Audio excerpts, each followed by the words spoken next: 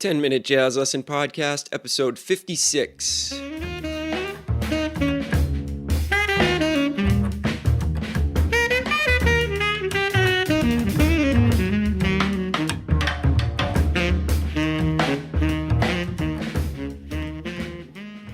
Episode 56 of the 10-Minute Jazz Lesson Podcast is here. Welcome back, everybody. And if you're new to the show, my name is Nick Manella. I am the creator and host of the show where we try to give you a short and concise jazz lesson every single week, something useful that you can immediately put into action in your practicing.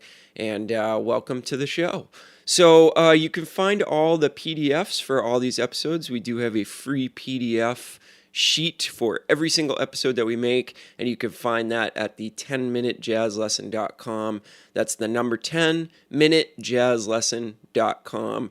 Go over there today. You can find all the back episodes and a bunch of other cool stuff, so go and check it out. Hey, do you want a great way to support the podcast and keep us going and show us that you really value these episodes and that you want them to keep coming at you every week?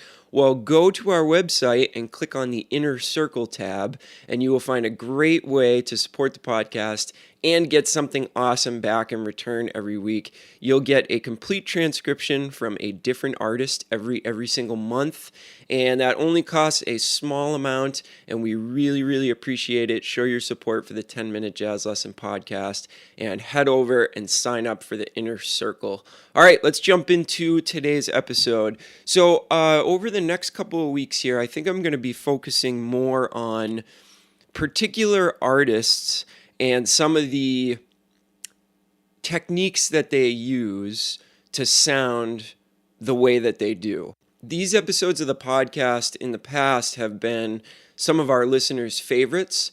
So for the time being, I'm going to base basically every episode off of something that I find in a transcription or something that I've written down over the years about the way that a particular jazz player handles a certain situation, and we're going to kind of get our education from that. So today we're going to talk about something that I found in a Coltrane transcription where he's using chromatic approaches to diatonic triads. And if that sounds super confusing to you, don't worry, because I'm going to explain it here. But let's first start by hearing the line that I grabbed this concept from. So this is from a tune called Locomotive, and what it is the way that Coltrane handles a particular 2-5-1 that I think explains a broader concept than just playing over a 2-5-1. And what we're going to do is hear the original line and then break it down a little bit into a concept that you can practice independently of a 2-5-1 that I think is going to help you in a lot of different places. So basically what we're looking at is, if you take a look at example number 1 on your sheet, you'll see that there's a particular sequence that Coltrane is playing, and what he's doing is he's using diatonic triads. So if you've never heard of that before, basically what you would do is you'd take a scale, like let's take a scale like C major. All right, and we're going to figure out a triad based off of every single note in the C major scale. So if you look at that and you start on the first note of the C major scale, we very obviously have a C major triad in a C major scale, right? So we would play up that C, E, G. Next, we would start on D, and we would play a triad after that. So we're coming up with the triadic notes starting on D. So in a C major scale, if we wanted to build a triad off of D, it would be D, F, and A, which would come out to D minor, all right? Then we would move up to E. So the 3 notes that could make a triad off of E would be E, G, and B, which would be an E minor triad. And we do this straight up the scale. So we figure out what kind and quality of triad we can play based off of each note of the scale, and we work our way either up or down. So let's check out the Coltrane line first, and then we'll talk a little bit more about these triads. Here's the Coltrane Lick.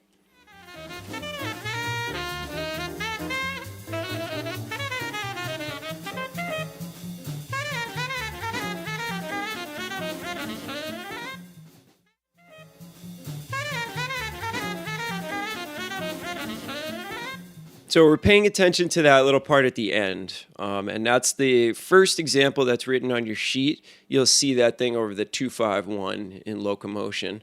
All right, so if you look at exercise number 2, we're diving into this concept of diatonic triads.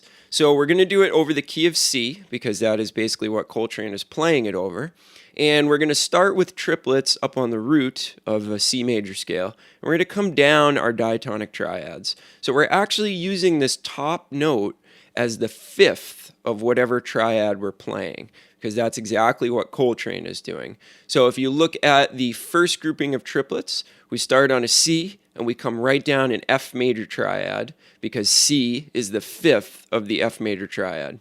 The next one starts on B, and it comes down to an E minor triad, because B is the fifth of an E minor triad. Then we come down to a D minor triad, a C major triad, then we have a B diminished triad, an A minor triad, a G major triad. Keep coming down, we have an F major triad again, E minor, D minor, and finally, again, C major. So we're practicing this as a preliminary exercise, and we need to be able to practice this and play this before we can hope to do our chromatic approach diatonic triads. So make sure that you spend some time on exercise number 2. You might want to do it in a couple of different keys to start getting the sound of those diatonic triads in your ears. Here's what exercise number 2 sounds like so you can hear the basic part of it before I add the chromatic note.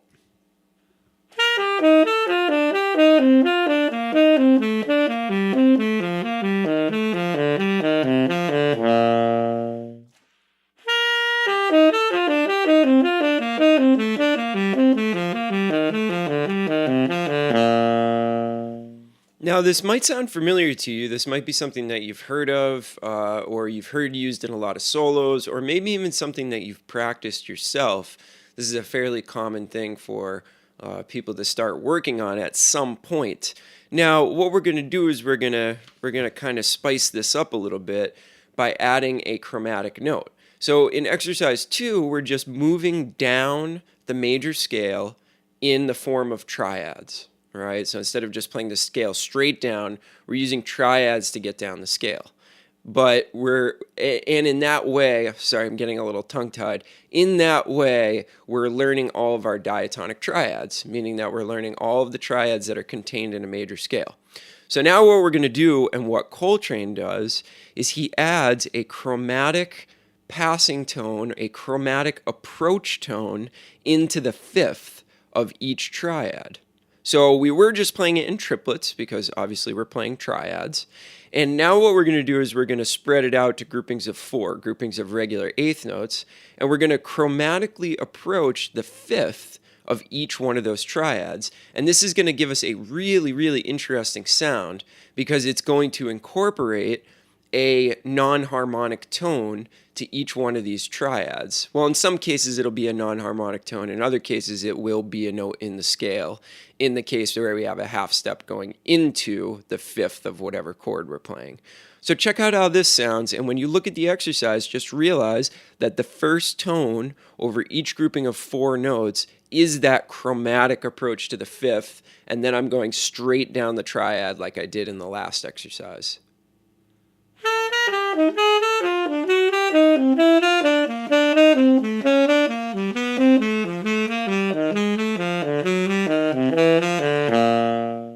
So now let's take another listen to Coltrane's Lick that we got this from and see if you can actually hear what he's doing, because it's all in there. And now that you've heard me play it and explain it a little bit, I think you'll be able to hear it a little bit better in Coltrane's actual solo. Check this out.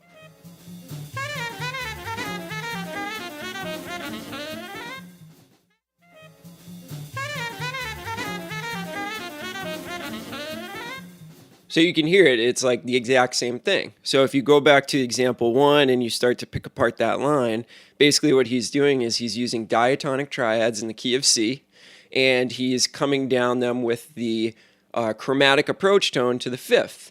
Now, this is kind of a cool way to think about a 2-5-1 because usually we think about the minor chord followed by the dominant chord, and we're really, really switching keys when we get from measure to measure.